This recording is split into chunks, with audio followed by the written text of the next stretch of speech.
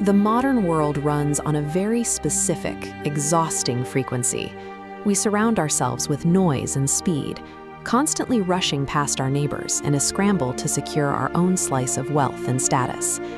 This diagram illustrates what we can call transactional energy. We are conditioned to treat our time and effort like capital. If an action doesn't loop right back to us with a guaranteed, immediate return on investment, we usually ignore it. Consider a young traveler arriving in a new place after days on dusty, gridlocked roads. He arrives carrying the heavy exhaustion of a life spent calculating every single move. His worldview is a product of the city. To him, every interaction is a negotiation. Every drop of effort expended is supposed to yield a tangible exchange of goods, favors, or social standing. This mindset creates a vacuum. It trains us to value only the things that scream for our attention, leaving us blind to the quiet, vital things that sustain us without asking for a profit. But the traveler eventually steps off the road and finds himself in a small, isolated village. The frantic pace evaporates. Here, time seems to stretch out. At the edge of town, he spots an anomaly. An elderly man named Elias is standing by a tree, meticulously brushing dust away from its rough bark. The tree is enormous. Its thick trunk carries the marks of hundreds of years of survival. It clearly does not require an old man with a soft brush to keep it standing. The traveler watches this and feels a strange tension. He sees energy and time being poured into an action that has no logical, measurable payout. It raises a question for anyone raised in a world of constant exchange. Why would someone invest their time and kindness into something that offers nothing in return and asks for nothing to begin with? This is the old olive tree. No one remembers exactly who planted it, but its wide branches stretch out as if embracing anyone who passes beneath them. The locals treat this tree as a reminder of a physical truth. The strongest, most resilient things in life do not appear overnight. They grow quietly and slowly. This chart compares our obsession with daily metrics against what we can call generational time. While the short-term cycle is full of frantic spikes and crashes, a generational lifespan relies on a slow, steady upward curve that is much harder to break. Elias engages with this generational curve every evening before sunset. He doesn't use expensive machinery or optimized fertilizers. He brings a wooden watering can, a soft brush, and a peaceful smile. He spends hours each week on a task that results in no extra olives and no faster growth. This is labor provided purely for the sake of the tree itself, existing entirely outside the metrics of efficiency. Standing at the edge of the grove, the traveler is unable to contain his curiosity. He steps forward to challenge what he sees as illogical behavior. He looks at Elias and asks, "Why do you spend so much time caring for a tree that asks for nothing?" Elias looks up from the bark and smiles gently. Because everything that gives quietly still deserves kindness. Look how this shifts our original diagram. In an economy of care, value is generated through gratitude for what already exists, rather than extracting new resources. The energy flows toward these quiet nodes and stays there, sustaining them without requiring a return trip. The traveler had spent his life calculating the cost of every interaction. Now he is confronted with a different reality, a man providing labor to a silent partner with no expectation of repayment. The traveler doesn't argue. He doesn't try to defend his need for optimization. He just stands there in silence. When we stop rushing and calculating, the noise fades. In that space, virtues like patience and a sense of peace finally have the room they need to surface. This shift is reflected in the environment. As the evening breeze moves through the silver-green leaves, their rustling sounds almost like whispers. Elias finishes his work and sits beneath the great trunk. He invites the traveler to sit beside him and learn from the tree, the wisest teacher he has ever known.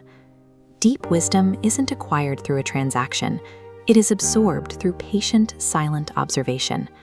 We live right in the middle of the noise, where we are constantly checking our screens and measuring our outputs. But we all have quiet givers in our own lives. They are our physical health, the natural world outside, and the steadfast loved ones who support us without asking for praise.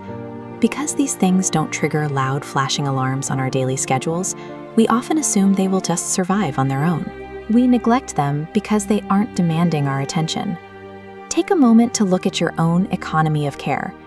Consider the places where you might be withholding kindness simply because a return isn't guaranteed. Cultivating resilience and peace requires the same patience seen at the edge of that village. It begins when we start tending to the quiet things that sustain us, regardless of whether they ever say thank you.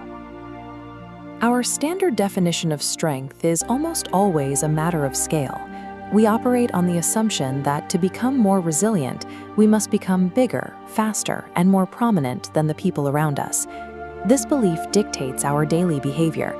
We focus on visible, high-impact achievements, sprinting toward major career milestones or social status, convinced that the next big win will finally provide the stability we're looking for. But there is a mechanical flaw in this pursuit. As the speed of our achievements increases, the time we have to actually integrate those wins decreases, leading to a situation where we gain more but feel less secure. This chart tracks the tension. As acquisition speed accelerates, internal stability drops. We are trading long-term foundation for short-term velocity. When moving too quickly, we overlook daily habits. Once stability bottoms out, the system fails, regardless of what we've acquired. If chasing large-scale wins doesn't produce lasting resilience, then meaningful growth must happen through a different process, one that values the small over the massive. The ancient olive tree survives for centuries by following a strategy that ignores our human obsession with speed. These trees endure through flash floods, decades of drought, and years where they fail to produce any fruit at all. They don't react to these crises by rushing their growth. They simply remain in place. This is the mechanism of quiet compounding. In the natural world, durability is built through microscopic progress that occurs over immense blocks of time. For us, this translates to micro-actions, a single moment of patience, a small act of kindness, or a choice to be honest when it would be easier to exaggerate. These actions look insignificant in isolation. A single instance of patience doesn't appear to change a life's trajectory. However, as these repetitions accumulate over years, they compound, forming a dense foundation more stable than any single large achievement. A resilient life is not a prize you win. It is a structure you build through the relentless repetition of small, faithful habits. You can see the result of this architecture in a bird sleeping on the highest branch of the tree, completely exposed to the night, yet perfectly still. That bird is experiencing a state of peace that is only possible because of the physical support system beneath it. This is a direct chain of dependency. The bird can only rest if it trusts the branch. This diagram shows the load path. The bird depends on the branch, but the branch cannot remain suspended alone. It relies on the trunk, which relies on the roots reaching deep into the soil. Each layer supports the one above. The bird's safety depends entirely on the fact that the roots, which the bird cannot even see, remain firmly anchored in the earth. Peace, then, is not something you achieve on your own. It is the result of having a foundation deep enough to support the weight of your life. When you compare this structural reality to the way we usually chase success, the contrast is clear. We focus on the bird, the visible, the high up, and the impressive. We measure our strength by how much noise we can make and how much attention we can grab. But the tree shows us that the most resilient parts of a system are often the quietest. The roots do the most important work, yet they never make a sound. Look at the difference in scale between a human life spent rushing and a tree that has simply existed for 500 years. We have the option to step off the treadmill. We can stop ignoring the micro-actions, the small moments of integrity and patience that actually build our internal foundation. Real strength is cultivated by trusting this slow process of growth, rather than trying to force results before the foundation is ready to hold it. A quiet heart isn't found at the end of a sprint. It's found in the steady, silent work of growing one quiet season at a time. All right, let's dive right into this explainer. Today we're exploring something that is honestly beautifully simple but profoundly deep. It's a parable from our source material called The Art of Letting Go. And to really wrap our heads around the concepts we're going to cover, I want you to literally picture the setting with me for a second. Imagine a quiet night sitting beneath the sprawling branches of a massive old olive tree where a deeply transformative conversation is about to take place. We're going to explore how observing nature can totally rewire how we handle stress, regrets, and our own personal peace. The story actually opens with this exact phrase: "The night grew even quieter." It paints this incredibly tranquil scene. Imagine a gentle breeze just kind of drifting through the branches of this old olive tree. The leaves are shimmering softly right under the silver moonlight. And sitting right there is a weary traveler. As he's taking in this totally peaceful environment, he realizes something. His heart feels lighter than it has in years. And he's sharing this quiet moment with an old gardener named Elias. So after a long meditative pause in that moonlight, the traveler turns to the gardener and asks what is really the central question of this whole explainer. Elias, have you always lived with such peace? I mean, it's a question we've all wanted to ask, right? When you meet someone who just seems completely grounded and totally unbothered by the chaos of life, you kind of just assume they were born that way. Well, Elias just looks out toward the distant hills, smiles a bit, and gives an answer that totally flips the traveler's perspective. Which brings us to section 1, the search for peace, and the gardener's confession. Because as it turns out, Elias wasn't always this perfect picture of tranquility. His past was actually incredibly turbulent. Understanding what he went through is absolutely crucial to grasping the lesson he's about to share. He actually confesses to the traveler, "There was a time when I carried anger everywhere I went." He admits he used to blame literally everyone and everything for his own lack of peace. He blamed other people, his circumstances, heck, he even blamed the passing years themselves. He was basically at war with reality, just dragging around this heavy burden of resentment everywhere he went. Now let's look at section 2, a tree's timeless lesson and the autumn turning point. So Elias slowly picks up a single fallen olive leaf from the ground, holds it carefully between his fingers, and explains how his mindset finally shifted. He recalls this one really frustrating autumn where he was terrified his beloved olive tree was losing all its leaves. He tells the traveler, "I believed something was wrong. I feared it would never become beautiful again." And man, think about how relatable that is. How often do we look at a phase of transition or loss in our own lives, our own falling leaves, and totally panic?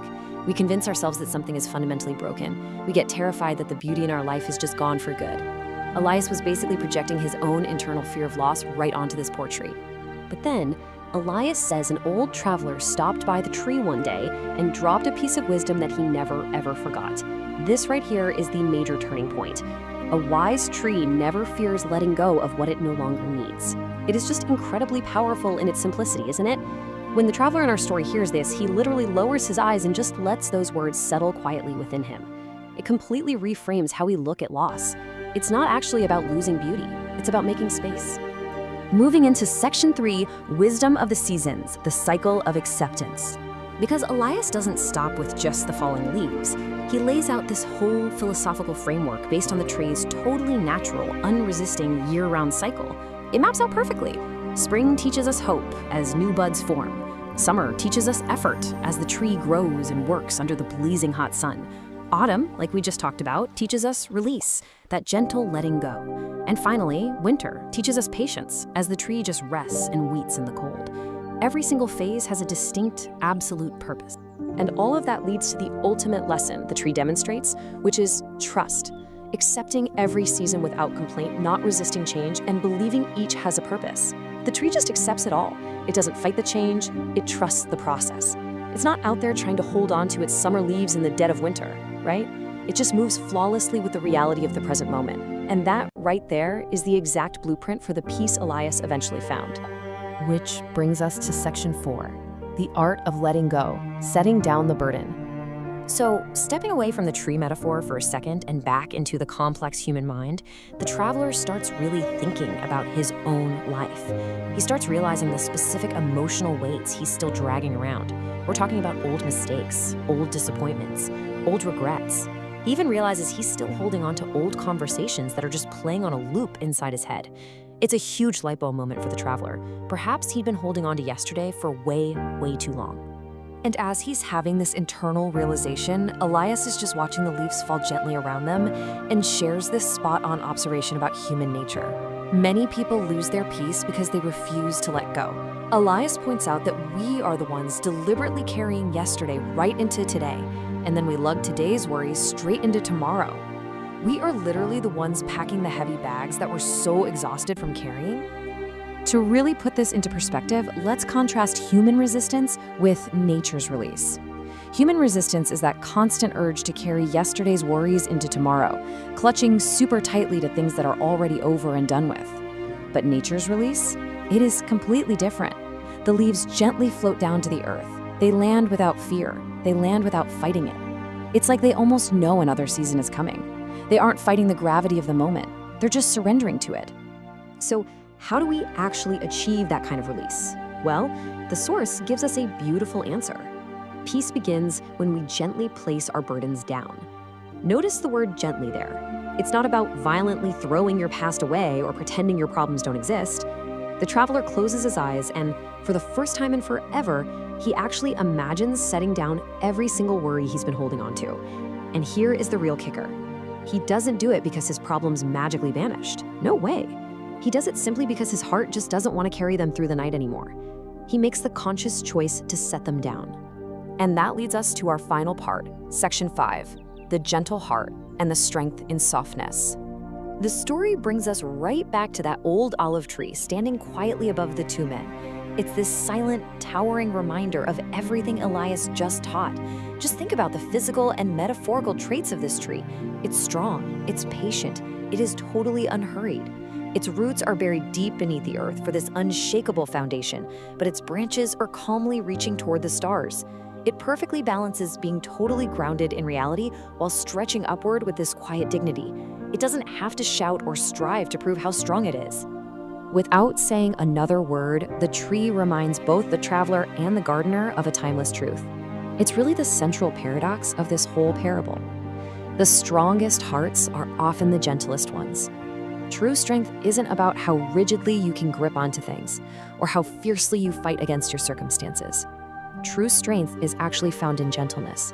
It's found in the quiet, inner confidence it takes to just release what you no longer need. Which leaves us with this final thought to ponder beneath that quiet moon. We've seen how Elias learned from the tree and how the traveler learned from Elias. So now it's our turn to apply the lesson.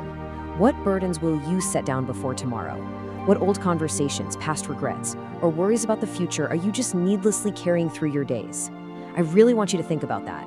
See if you can find your own peace tonight by simply, gently choosing to let them go. Have you ever felt completely exhausted by the constant hustle for validation, like you're always running on a treadmill, just trying to get noticed? Well, you are definitely not alone. Today, we're diving into a beautiful, really meditative story that touches on something we all crave, but honestly rarely find: true, lasting peace. In this explainer, we'll be looking at the tale of a weary traveler, a wise man named Elias, and an ancient olive tree. Now, it's a really short story, but man, the depths it reaches regarding human nature, our egos, and selflessness are just profound. So take a breath, drop your shoulders for a second, and let's unpack the quiet power of giving. So our story kicks off with this incredibly grounding line. The night had become wonderfully still. Right out of the gate, we're essentially invited to just drop our defenses. It establishes this really atmospheric setting that sharply contrasts with the loud, chaotic world we usually inhabit, right? We're introduced to our two main figures, Elias, who just carries this deep, rooted wisdom about him, and a traveler resting right beside him. And they're just sitting there beneath an ancient olive tree. The physical stillness of the night here is perfectly setting the stage for an internal stillness that the traveler is about to experience. The scene itself is painted with magnificent detail. Imagine this: the stars are stretching across the sky like tiny lanterns, and there's this cool breeze carrying the gentle scent of olive leaves through a quiet village. Notice the traveler's state of mind here too. For the first time in years, he is just sitting peacefully. He's feeling absolutely no need to hurry. And you know, it's a powerful reminder for us that to truly absorb the lessons of our environment, we first have to actually pause. Okay, let's dive into this. In this perfect stillness, Elias breaks the silence. He looks toward the horizon, smiles, and asks a really simple question. Do you know what makes this tree truly remarkable? When the traveler shakes his head, Elias just rests his hand against the old trunk and says, "It gives." And wow, that is the foundation of our entire explainer today. The tree isn't remarkable because of its impressive height, its age, or its beauty. It's remarkable simply because of its active, selfless nature. Now, notice the specific breakdown of exactly how this tree operates. It provides shade to strangers, fruit to the hungry, and shelter to birds. But actually, it goes even further than that. The traveler looks around and sees these tiny flowers quietly blooming near the roots, and insects finding safety right beneath the bark. It welcomes every single living creature without ever choosing favorites. And the real secret here? It does all of this without expecting a single ounce of praise. It asks for absolutely nothing in return. The absolutely crucial point is captured right here in Elias's softly spoken words. The greatest lives are often the quietest. They spend less time asking and more time giving. Let that sink in for a moment.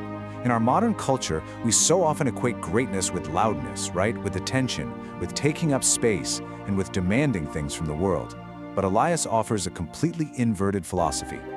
True greatness is found in quiet service. It's found in the outward flow of generosity, rather than the inward pull of demands. Hearing this triggers a profound internal reflection for the traveler. He begins to remember the countless days he spent just desperately chasing recognition, wanting people to notice him, to admire him, and to thank him. Think about how universally relatable that is, especially today when we can literally track our validation through likes, views, and checking our phones every 5 minutes for that quick ego boost. But the traveler realizes a really harsh truth in this moment. None of that applause ever actually brought him lasting peace. The whole pursuit of recognition had just been a trap. And this brilliantly illustrates the core tension of the story.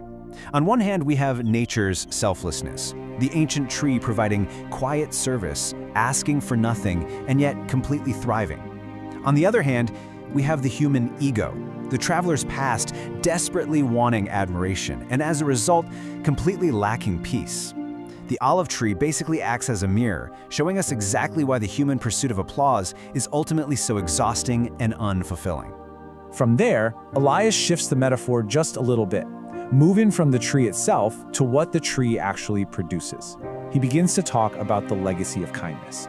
If the trap of ego is demanding immediate recognition for everything we do, then the antidote is found in acts of kindness that go entirely uncelebrated.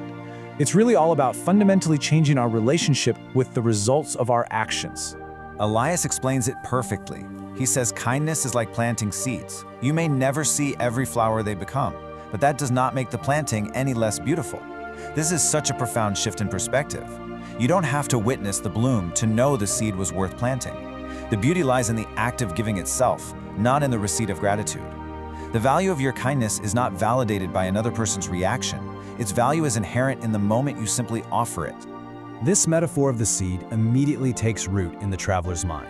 He closes his eyes and actually remembers a kind word someone spoke to him many years before, a single moment that had stayed with him his entire life. The person who spoke that word probably has no idea the impact it had, right? They never saw the flower bloom. But the traveler realizes right then and there that small acts of kindness are never truly small.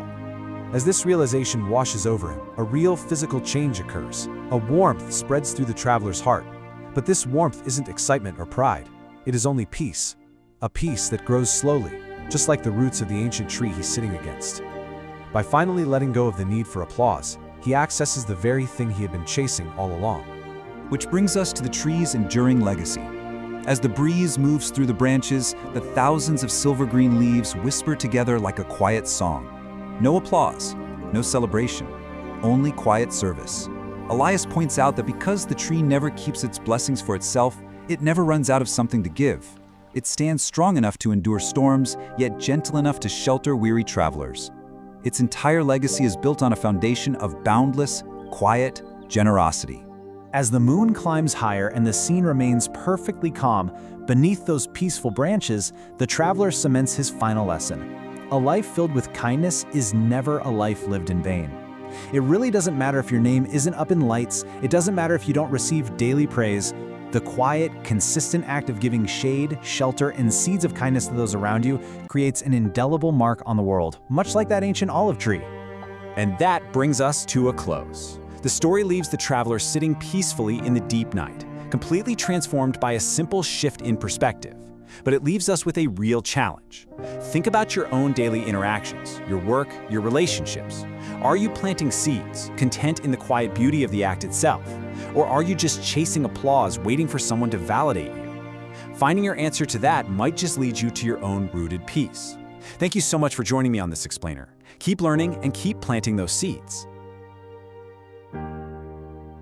Welcome to This Explainer. Okay, so have you ever found yourself in a moment that is just perfectly peaceful, yet your mind is a million miles away, completely stressing out about the future? Today, we're going to dive into a beautifully quiet story that tackles exactly this. Picture a wonderfully calm night. The wind has grown softer, and the leaves of an old olive tree are just whispering gently in the breeze.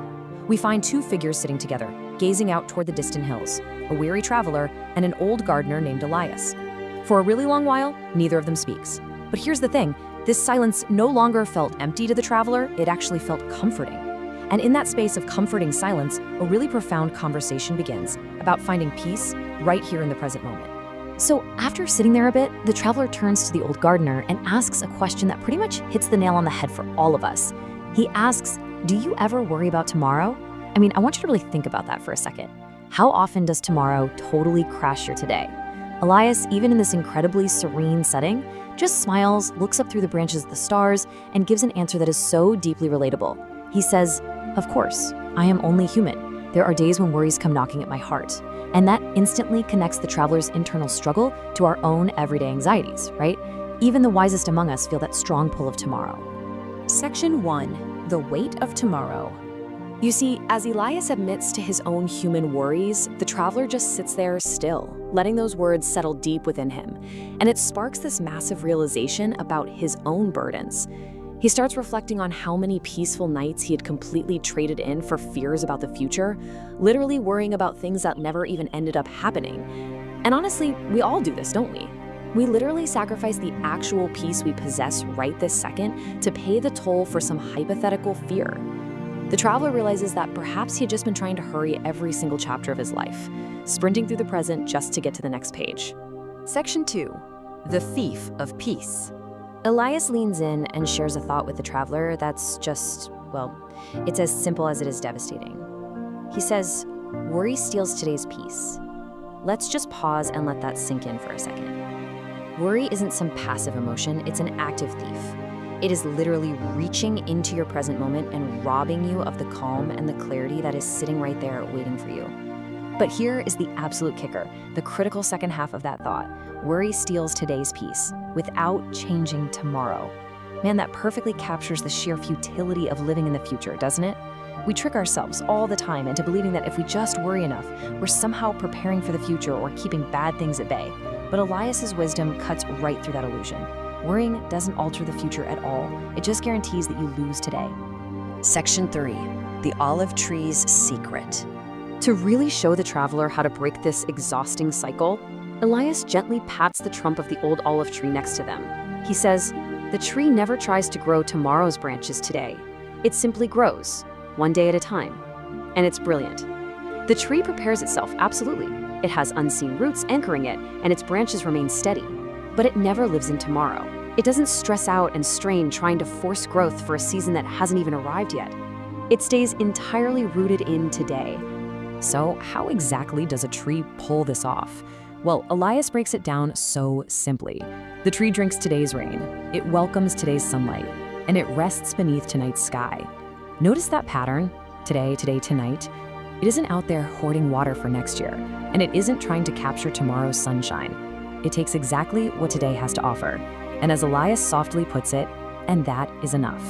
Just taking in what our current day offers is entirely enough to sustain us. Section 4. Trusting your proper season.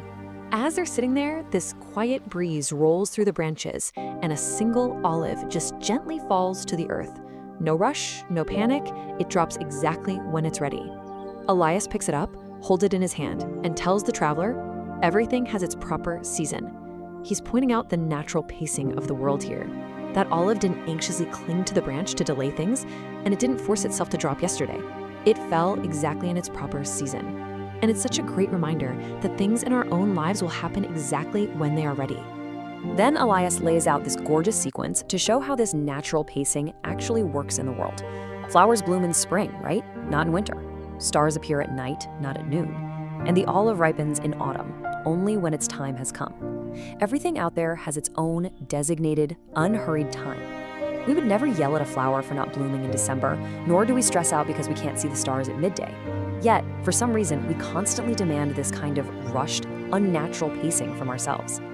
Elias anchors this whole idea with such a profound observation. He says, "Nothing beautiful is rushed." And you can just see the traveler's smile as it finally clicks for him. He realizes that by trying to sprint through every chapter of his life, he has basically been bypassing all the beauty of the present moment. So ask yourself, what beautiful things in your own life are you rushing through right now just because you're so focused on getting to the finish line? Section 5, Embracing Today. Elias then looks far up above them, pointing out this incredibly simple truth about the glowing moon. It asks for nothing, it hurries nowhere, yet it faithfully lights the darkness every single night. I mean, talk about a masterclass in steady, patient presence. It does exactly what it needs to do, perfectly, without a single ounce of anxiety or rush. Looking up toward that moon, Elias draws a really sharp contrast for the traveler. The world, modern society, it constantly teaches us to rush, to live in this endless state of urgency and always be sprinting to the next milestone. But true wisdom teaches us to trust. Like Elias says, some answers arrive only after patient waiting. We have to actually trust the process, trust our proper season, and trust that today's sunlight and rain really are enough. As the traveler takes this long, slow, peaceful breath, for the first time in years, he feels absolutely no need to know what tomorrow's gonna bring. Tonight was enough. That old olive tree just standing there peacefully beneath the stars with its steady branches and unseen roots is the perfect reminder for every weary heart out there. Peace grows best when we stop chasing tomorrow and fully embrace today. You really don't have to carry the weight of tomorrow. Which leaves us with one final thought to wrap up this explainer. That gentle night went on for the traveler and Elias, and so does the quiet wisdom of that old olive tree. It is wisdom that's always available to you, just waiting for you to slow down. So take a deep breath, just like the traveler did, and ask yourself one final question. Are you ready to fully embrace today? Welcome to today's Explainer. We're jumping right into a truly beautiful story today, one that actually serves as a massive metaphor for how we navigate our chaotic daily lives. We are going to unpack the really serene story of a weary traveler, a wise guide named Elias, and an ancient olive tree. Okay, let's dive into this. At its core, this text takes these massive, heavy life concepts and distills them into something incredibly accessible. We're going to break down exactly what the traveler learned during just one quiet night under the stars, and more importantly, how we can apply these exact same quiet truths to our own busy, modern routines. Picture this. The narrative starts in the absolute quietest hour of the night. The stars are glowing softly over a sleeping village, and our traveler is just sitting quietly right next to his guide, Elias. And right out of the gate, the text hits us with this foundational truth. The greatest wisdom is often the quietest. True wisdom doesn't shout, you know? It doesn't demand your attention. Instead, it simply waits for a peaceful heart to actually hear it. It's a really striking contrast to how we usually consume information today, where literally everything is loud, urgent, and constantly fighting for our focus. Section 1. The search for secrets. So we all carry these heavy burdens, right? And because they feel heavy, we naturally tend to look for really complicated solutions to fix them. As the traveler is sitting there under this ancient olive tree, Elias points out something fascinating. He says people constantly visit this tree expecting some grand hidden secret about what makes it so special. They want a life hack. But the reality Elias reveals, there is no secret, there are only simple truths, lives faithfully day after day. It's such a powerful shift in perspective. We always expect a grand, complicated revelation to solve our complex problems, but the real solution is actually found in just basic, simple truths that we apply consistently. When the traveler realizes this, he turns to Elias and says he came searching for answers, but instead he found peace. And Elias's response is just perfect. He says, "Peace has always been here. Sometimes we simply arrive too busy to notice it." Wow, that hits right at the heart of our modern condition, doesn't it? It's not that peace or wisdom is hidden from us somewhere in the universe, it's that our own internal noise and our nonstop busyness blind us to the calm that is literally sitting right in front of us, just like that olive tree. Moving on to section 2, 6 simple truths. So what exactly did the traveler absorb sitting under those wide branches? It boils down to 6 things. Number 1, be patient.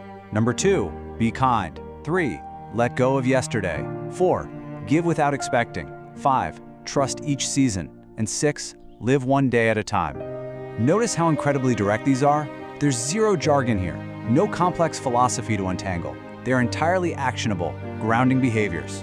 None of these lessons were complicated on their own, yet together they could change an entire life. The traveler even whispers to himself that while they are simple, they feel far more powerful than anything he's ever learned. It's really absolutely crucial to understand that the magic here isn't about mastering one incredibly complex idea. No, the magic lies entirely in the daily, faithful application of these combined truths. It's committing to a whole constellation of simple, positive choices every single day. Section 3. The quietness of wisdom. So how does this all build into a broader philosophy? Well, true wisdom is defined here as a lived practice that expects nothing, offers peace, and is demonstrated daily rather than spoken aloud. Think about the olive tree itself for a second. It just stood there. It offered shade, it offered peace, and it expected absolutely nothing in return. Its greatest lesson was never actually spoken aloud by the tree, it was simply lived day in and day out. This is the ultimate takeaway about wisdom. It is not about the fancy things you say or the big secrets you claim to know. It's entirely about how you consistently exist and interact with the world around you. The story masterfully mirrors the traveler's internal state with the physical progression of the night. We start in that quietest hour, with this lingering silence, whereas heavy burdens slowly start to fade. Then, as the realization of these simple truths really sets in, we reach the first hint of dawn. The stars fade out, the sky lightens up, birds are getting ready to welcome the day. And finally, we reach the rising sun, a brand new day. By the time our traveler actually turns toward that rising sun, his steps are slower, his heart is quieter, and his soul is for sure a little wiser. The physical dawn perfectly represents his psychological awakening. Section 4. Carrying the lessons forward. Okay, so how do we actually translate this poetic story into a practical framework for our own lives? Before the traveler leaves, he asks his guide Elias, "Will I ever see you again?" And Elias tells him, and really he's telling us too, that he'll see him again whenever he makes these specific choices. Whenever you choose patience over anger, whenever you choose kindness over pride, and whenever you choose gratitude over complaint. Wisdom and peace aren't places you just visit once like a tourist. They are states of being that you actively return to every single time you make the conscious choice to pick a positive virtue over a negative impulse. As the story wraps up, the village is quiet, the breeze is gentle, the stars are disappearing, and the focus shifts directly to us with this incredibly comforting directive: leave today's worries behind. Tomorrow will arrive in its own time. It's just a beautiful, practical way to apply the olive tree's lesson to live one day at a time and trust each season. It's giving us permission to genuinely rest, let our eyes close peacefully, and just completely surrender our anxieties about the future. Because we know we have these simple truths to guide us when the sun finally comes up again. So I want to conclude this explainer by turning the focus entirely back to you right now. Which of the olive tree's simple truths will you choose to live today? Is it going to be patience, kindness, letting go of yesterday? The really profound lesson here is that wisdom isn't some grand secret held by the universe. It's a daily choice made by you. If you commit to just one of these simple truths today, how might your own heart grow a little wiser by tomorrow's dawn? Thank you so much for joining me for this explainer, and I'll catch you next time.